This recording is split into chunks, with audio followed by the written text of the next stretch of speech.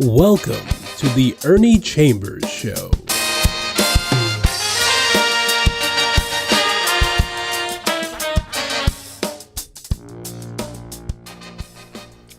Brothers, sisters, friends, enemies, neutrals. It's another day in another week, and I have a few things I want to say about voting. We as a people, and it involves white people too, but us to a greater extent, we do not vote in the numbers that we should.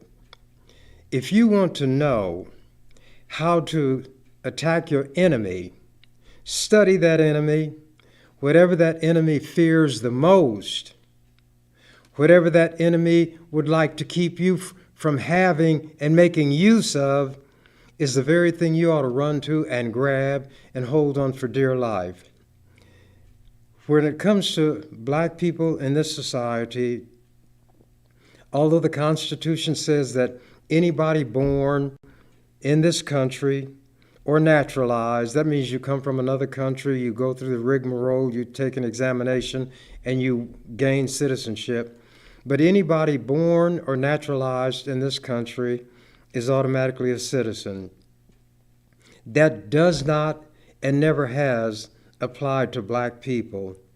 If it did, we wouldn't need special so-called civil rights legislation, anti-discrimination, laws at the state and federal level which are designed to give to us a small amount at least of what white people can take for granted. Voting is what the enemy, and by that I mean somebody who in a systematic way does things to harm us as a people. The thing that the enemy fears the most, and has demonstrated it throughout society and throughout history, is the vote. These white people want to get into office. They know where the seat of power is. They know where the buttons are that people in power push and things happen. If I'm a big shot running a corporation, I will sit behind my mahogany desk, a high-back chair, look very important, but under my desk, I have a panel of buttons that I can tell which is which just by feel. And they are buttons that are connected to something. There are wires that run from these buttons. And if I push button A, there are screens, there are receptors that light up or make sounds somewhere. And if you looked at all of these different wires that all of these big shot white businessmen have, and you were able to draw a very thin line representing each one of those wires, and take a map of the United States and have all of those wires represented, it would look like a spider who was drunk had been weaving a web, single strand fashion, all over the country, then outside of the country. In other words, they push buttons and something happens. We push a button, and if the doorbell does ring and somebody looks out and sees it's us, they either don't open the door or they slam it in our face. I'm speaking metaphorically now in some instances. White people have not been as afraid of us getting jobs as they are of us voting, because once we get into the company, they can control us. We can go no farther, no higher than they desire to have us go. They can lay traps and do tricks that will justify them in firing us if we get out of line. They want us to be such toms that we can step on the boss's shoe without disturbing the shine. They want us to be such pussyfooters that you could stretch a piano keyboard from the Atlantic Ocean to the Pacific Ocean, in other words, all the way across the United States, and we could dance across that entire keyboard without striking a note. Those are the kind of people who make it to some extent if they're of our complexion, of our derivation, because there are some people light enough to, quote, pass, unquote, for white, but they choose not to. They know that somewhere in that family tree, somebody crossed the line.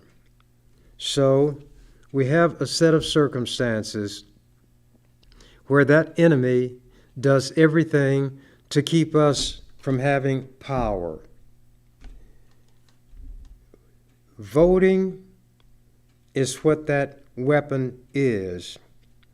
When there were black and white young people demonstrating around the country after George Floyd was murdered on television, I participated in some of those, they called them marches or whatever they called them, and I did it so that at some point they would stop and I would have a chance to address them. I would tell them, sometimes we'd wind up at the courthouse. We'd be in the courtyard of the courthouse, and I would say, look at that big gray building over there with those windows. Behind those windows are offices. In those offices are politicians. They look out the windows and they see all of these young people here. But your mere presence doesn't bother them. The police will keep you from reaching them, so they fear nothing physical. What they will do is check the voter rolls. Are these young people now registering to vote? Have they come to understand where real political power lies? If the registration rolls don't increase, they'll let you march until you wear holes in the bottoms of your shoes. They give the police a chance to practice their rhythms on your head with a nightstick. They can use various canisters of various chemical substances to get as close to you as they can and squirt it in your face, hopefully, from their view, in your eyes. You have the numbers, but they're numbers without power or force. This is a highly politicized society. Politics is the lifeblood of this society, whether you like it or not. There is no other activity where literally billions of dollars are spent and you get no concrete or tangible product in return. All you purchase with that money, or you hope to purchase, is influence. You have influence if you can deliver votes. There are people hired, and their only job is to try to get people to register for one party or the other. So let's say that the message gets through that registering is important. The next thing the politicians will do is see the increase of registered voters because they have access to this information, the numbers. They want to watch the turnout. Do these registered people signify those who will vote? And when the voting turnouts are low, politicians can ho-hum and forget you. In this society, young people like to see themselves as the generation that will save the country. If you don't get some political clout, your voice is a sounding brass and a tinkling cymbal. Nobody is going to listen. And that guy called, or known as St. Paul the Apostle, said in 1 Corinthians, the 13th chapter, though I speak with the tongues of men and angels, and have not charity, which meant love, my words are a sounding brass and a tinkling cymbal. If you register but you don't vote, everything you say is a sounding brass and a tinkling cymbal, and you wonder why politicians won't listen to you when you turn out in large numbers. The power resides in the vote. What your enemy fears the most, what your enemy does the most to keep you from obtaining is the very thing, as I said earlier, is the thing you ought to run to and grasp and hold on for dear life. We as black people have never voted in the numbers that we should. There are people who literally laid their lives on the line and died to vindicate the right of black people to register and vote. White people have always taken care of their own. In the southern and rural areas of this country in the earlier days, white people could not read or write. But they would have black people meet the requirement to read and write. So if you could read, they would ask you to read, then quote from memory, the first 3 articles of the United States Constitution.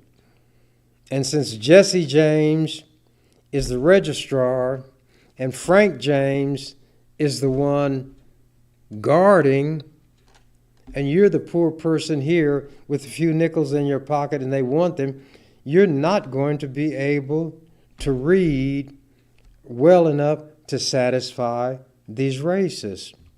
So what do they do for the white people who in the South and other rural areas are ignorant, illiterate, and unable to read? They will say, if you had a relative who voted in an election so many years ago, and nobody knows whether it's true or not, then you don't have to take a test, a literacy test. You get in by riding the coattails of one of your forebears. And that's where the so-called grandfather clause came on. If your granddaddy did it, that automatically entitles you to do it. This is the way white people take care of their own and let that power flow, even though they don't reach the standards that they set for us. Let's say that you could pass the reading test, whatever it was. Then you know what they would ask you? How many windows are there on the west side of the courthouse? Who has counted those? You flunked. Let's say black people catch on and they know that's what they might be asked. So they ask you, how many windows are there on the west side of the courthouse? You tell them. Excuse me. On the east side, you tell them. But the white man who's in this position, like the devil, was a trickster and a liar from the beginning. Excuse me. So there is another test. How many bubbles are there in a bar of soap? And these are things that were actually done to keep us from voting. Dogs were set on young people who were trying to get people to vote, register first, and then vote in the South. Fire hoses were brought out against them. Clearly, violations of human and every other kind of right and even laws on the books. The violence gratuitously inflicted on young black people. You need to know your enemy.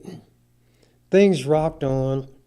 There were certain laws put on the books that would allow us generally to vote. But we won't vote. We say my vote doesn't count. It doesn't count because we don't cast it.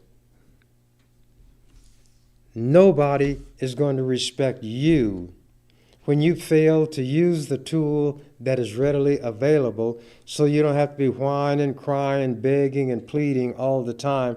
You can stand upright on your feet like an adult and look this other adult, white one, in the eye, and you don't have to blink.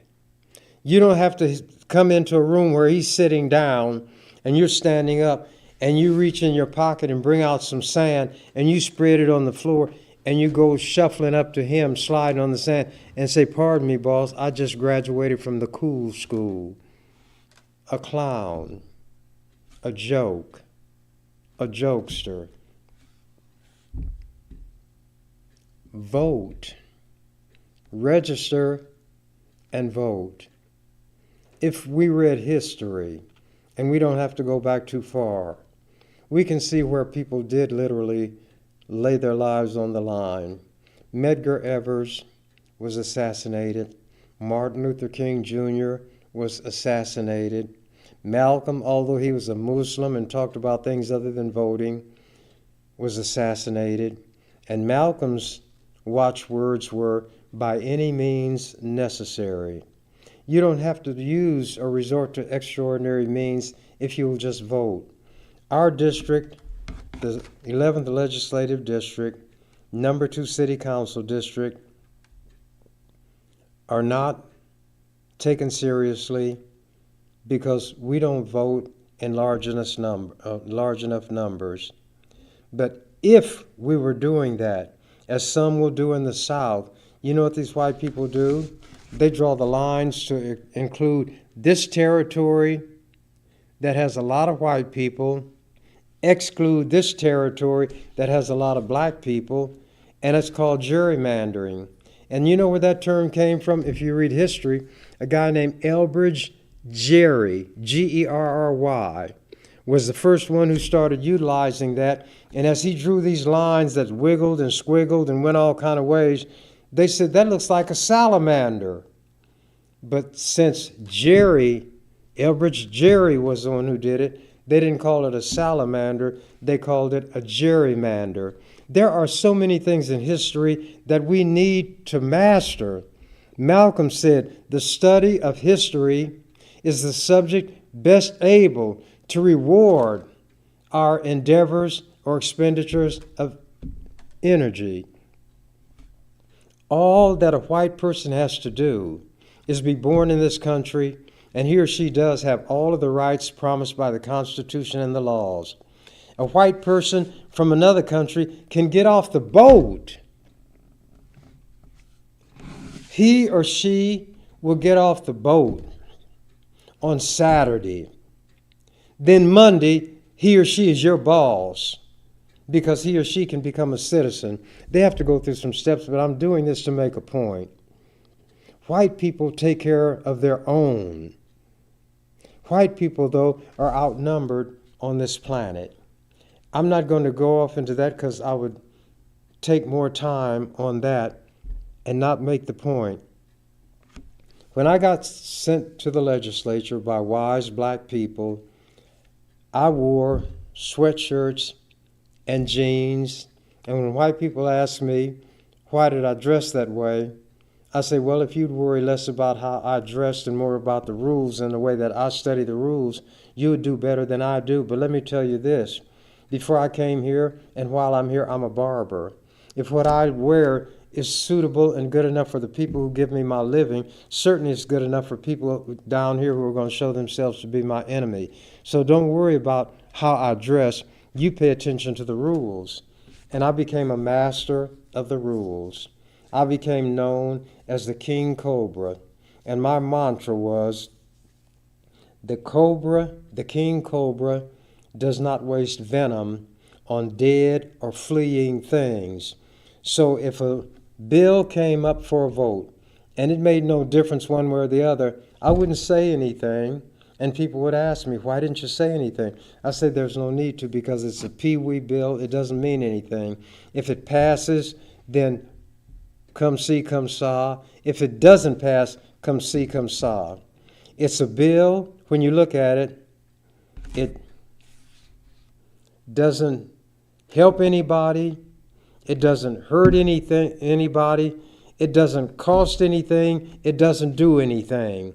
Then go on and pass it. And you wouldn't worry about anything from me. You're wasting your time, but you're passing time. And to me, in that legislature, time was valuable because I knew how to consume it. I mastered all of the rules in their book.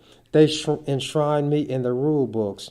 They have rules in their books, rule book, even today, put there specifically to try to stop me, and it never did. One reporter had written that a wise woman had told him that the governor controls the purse strings in the state, but Senator Chambers sets the agenda. And I could tell them, you're not going to move this bill today. And I could write an amendment on the spur of the moment. How would I do it? I understand grammar. If bills are divided into sections, let's say that a section has a statement that comprises 30 words. Right there I have 30 amendments. How do I get them? I offer an amendment to strike each one of those words. I get 10 minutes to give my opening. Then I can speak 2 more times, 5 minutes each. That's 20 minutes. Then I have the opportunity to have 5 minutes to close. I can take 25 minutes with an amendment that simply says, remove this word, or I can add a word, or I can substitute a word. And it's why if they tried to be tricky and did not make their amendment or provision available so that it would be printed in the journal and offered it on the spur of the moment, it had to be printed and put on our desk, and it just put that amount of ammunition into my hands, not through the rule book, but through the printed amendment that was offered. They'd come around and say, Ernie, do you see anything wrong with this that you're against? And I'd say, They say, is there anything we can do to take away your opposition? If there was, I would tell them. If there wasn't, I would say no. Then they'd go to the speaker and tell the speaker, Ernie doesn't like this. It's going to take a long time. People will get angry at me because they'll feel that I'm giving Ernie all this time and they can't get to their bills. So I would like to pass over this bill today. And that's how I stopped a bad bill without even fighting, without working up a sweat. I mastered the rules and I knew how to apply them.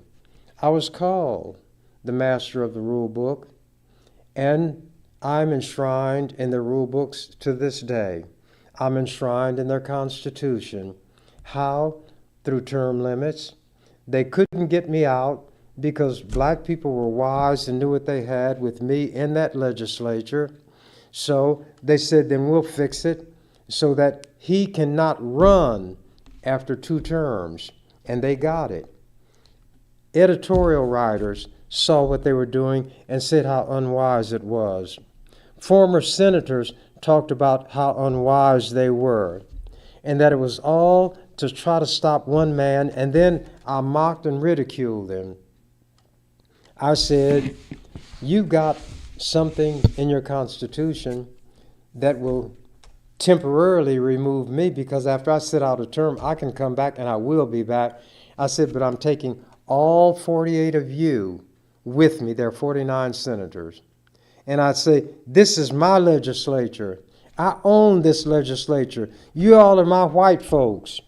But if a bill is essential and must be passed, I will allow you to pass it. If it has merit, I will help you pass it.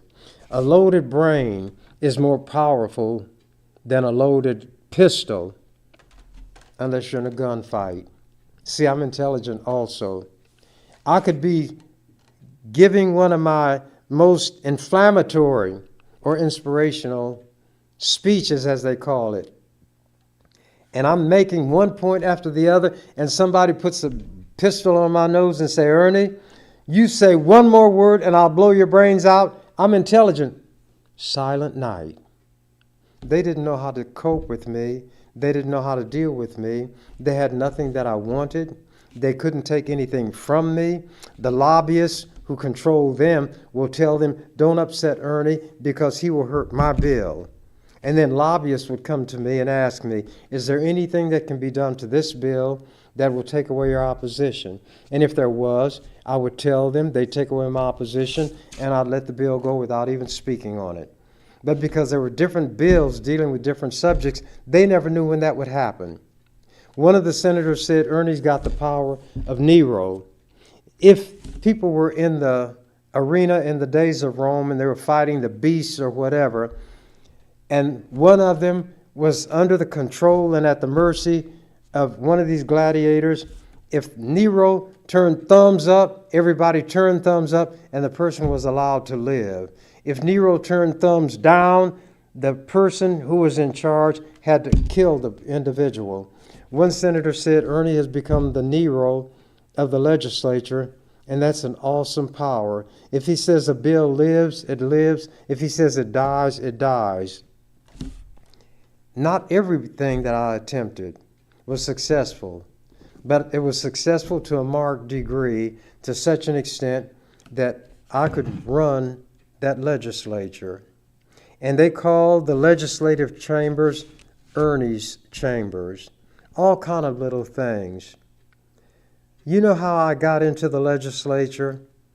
I could have been the wisest, most erudite, to use one of their words, most articulate persons walking in shoe leather, but I couldn't have gotten into the legislature if more people had not voted for me than they did anybody else who was running for the office. It reached the point where people wouldn't even bother to run. Well, I was, after term limits, after 2 sessions, I was term limited out. I waited 4 years and I came back. And the first thing out of my mouth was the words, before I was so rudely interrupted by term limits. People began to say how it was a high cost to pay to try to stop one person and you got term limits. I said, right, because when I go, I'll take 48 of them with me, and then I'll be back. I served 2 more years. I was term limited out.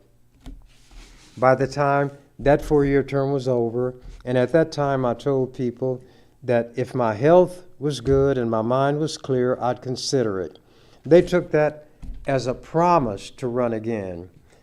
But the promise being made must be kept.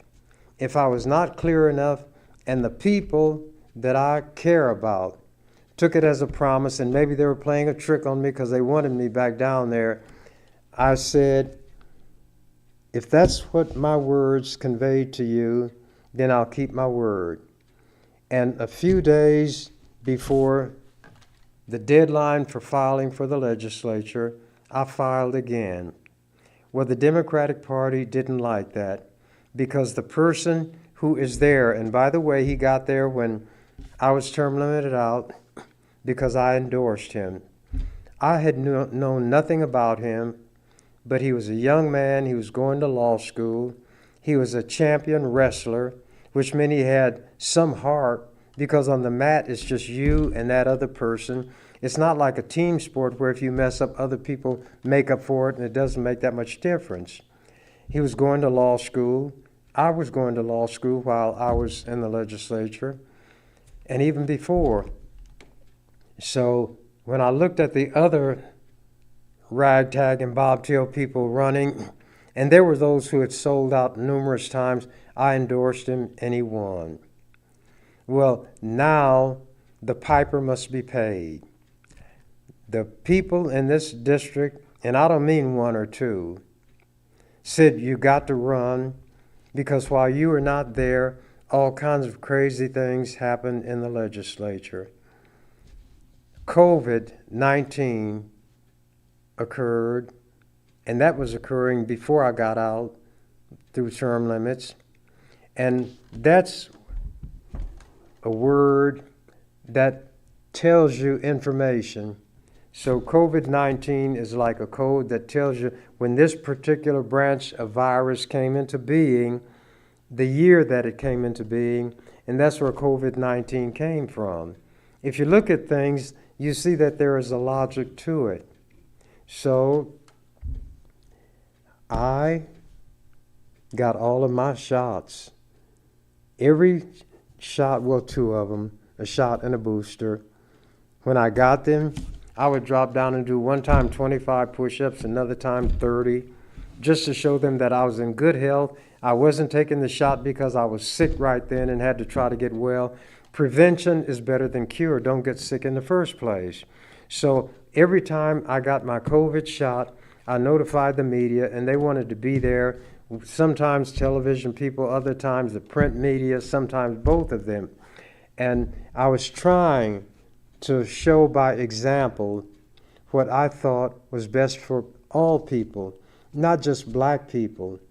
But I said, we as black people perish because we don't have an understanding. And I'd quote Bible verses because we are rooted and grounded in the Bible. Even if we can't read, we hear some verses quoted so often that we know them as though we could read. So I would quote the verse, "My people are destroyed or perish for lack of knowledge." By not knowing and understanding the nature of the COVID virus and the value of the vaccine, we wouldn't get the vaccination. Then when we got the disease, it was almost too late. Johnny Rogers, who was an unbelievable and incredible athlete, he was not very large, but they wound up calling him Johnny the Jet, and he won the Heisman Trophy. Johnny didn't take it seriously. Johnny got COVID, and he almost died. His sister made fun of him, saying, "You're as thin as my finger."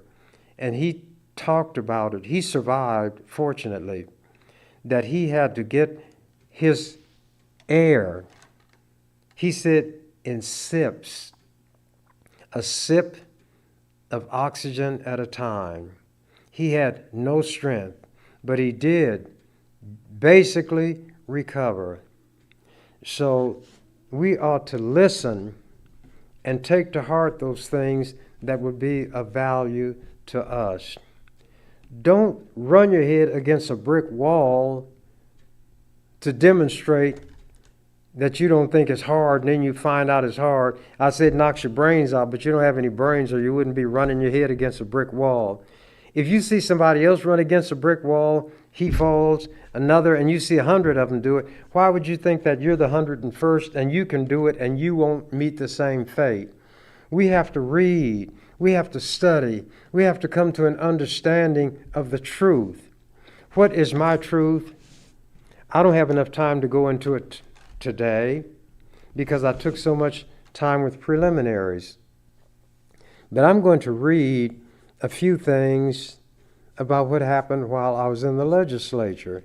But there are three very important things.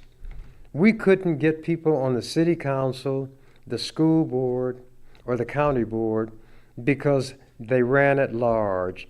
That meant when people put their name on the ballot, everybody in that particular political subdivision voted. So we, being a very small minority, never could put anybody on. A couple of times there were black people who the white people felt safe about, so they let them get on the school board. But there was very little they did. I wanted to create a system where it didn't matter what white people think or how they felt. Even if we made a mistake as black people, it would be our mistake, and we wouldn't make the same mistake again.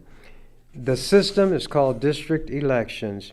You divide the political subdivision. If there are 7 people on the board, then you divide it into 7 districts. And because the Supreme Court knew that white people would gerrymander, they had to be compact, contiguous districts, the lines. That meant you couldn't stretch something way out like a salamander. And there would have to be, to the extent possible, a community of interest taken into consideration. Do these people that are going to be in this district have enough in common so that their voting will mean something and they can get somebody of their choice? I did it first with the school board. The governor vetoed it 3 times. Finally, I overrode his veto, and we were able to elect somebody to the school board of our choice. I think Brenda Council may have been the first one. She may have even been the president of the school board. The next tree to fall was district elections for the city council. That was even more difficult because it involved politicians. They made decisions where developers and other people who spent a lot of money wanted to control a majority of the people on the city council. So since the running for the position was at large, they could put money into a few people's campaigns, and those people would win. And that's how these big interests controlled everything.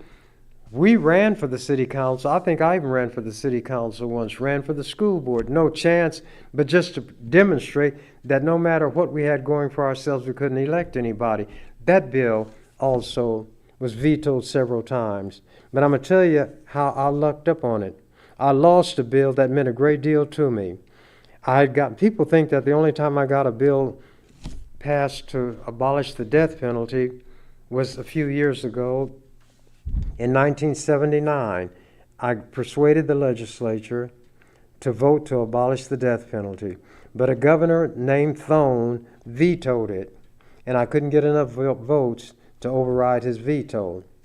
My city council bill came to his desk, and the prior governor had always vetoed it. This particular white governor had people come to him and say, "You can't do this to the same man twice, and everybody will see what you're doing." So, whereas he vetoed my death penalty bill, it was like a trade, quid pro quo. He vetoed that, but he allowed my district election for city councils to pass. The last of the three, of the Trinity, was the Douglas County Board. The county is much larger, and there were not as many people on the county board. The districts would be larger, but the black people would be concentrated in one district, and if whoever wanted to run for that particular district, even though there were white people in it also, could marshal the votes of enough of the black people, they could get elected. And that happened. A black woman was the first one of our complexion, of our racial derivation, to get on this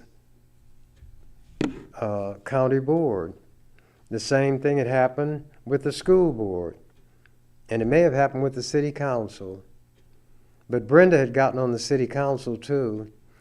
Then she ran for mayor and came within a few hundred votes of beating Hal Dobb, but she couldn't quite make it over the hump. And to run for mayor, it's citywide. This year, there's a black man who's going to run for mayor against Gene Stothert, and his last name is Ewing. You might know some Ewings who live in Omaha, and I'm going to support him. I told him that. I said, but now, if my endorsing you will hurt you, tell me and I won't mention that I'm going to support you. He said, that's not the way I see it. So I'm going to support him. He right now is the city treasurer. He's the one who handles things like license plates, but not just license plate text, automobile taxes and so forth, but the treasurer handling all the city's money. That's a generalized statement. He has won that office more than once. People have seen him operate. He is very efficient, and nobody has found fault with the way he ran that office. If he wanted to, he could stay there until he qualified for a pension. And his pension would be, I don't know how many thousands of dollars, but a pension is when they give you money for doing nothing after you don't do something or do nothing in office for a while. But actually, Brother Ewing has done things that are of value. He has even made it less of a joke when it comes to the Department of Motor Vehicles. The DMV is everybody's standard joke all over the country. That's the worst place to have to go for anything. But at any rate, he could stay there as long as he wanted to and retire with a handsome pension. But he sees a brighter future that's available for all the people in Omaha. And he wouldn't do things just for black people, but he'd make sure we're not left out. He sees the ridiculousness of having hundreds of millions of dollars invested in a streetcar that starts nowhere and ends up no place, going a short distance from downtown into the county hospital or someplace, or the medical center, Who is going to be going there? And it would justify not only the expenditure of all this money, but the reconfiguring of streets and so forth. So she has shown that she's at the beck and call of a lot of people who have money and not our interests. We don't have good bus service in our community now, so she has all these hundreds of millions of dollars spent to make a streetcar line that starts nowhere and ends nowhere. So I'm going to support Brother Ewing, and that's what we have to learn how to do. So I'm getting to the end of my time, and I didn't go where I really wanted to go. I was going to talk about the Palestinians and what is happening to them at the hands of the Israelis, but how the International Criminal Court is going to issue an arrest warrant for Prime Minister Netanyahu and also the person who is the head of Hamas for violating human rights and the kinds of engaging in the kind of conduct that violates international law.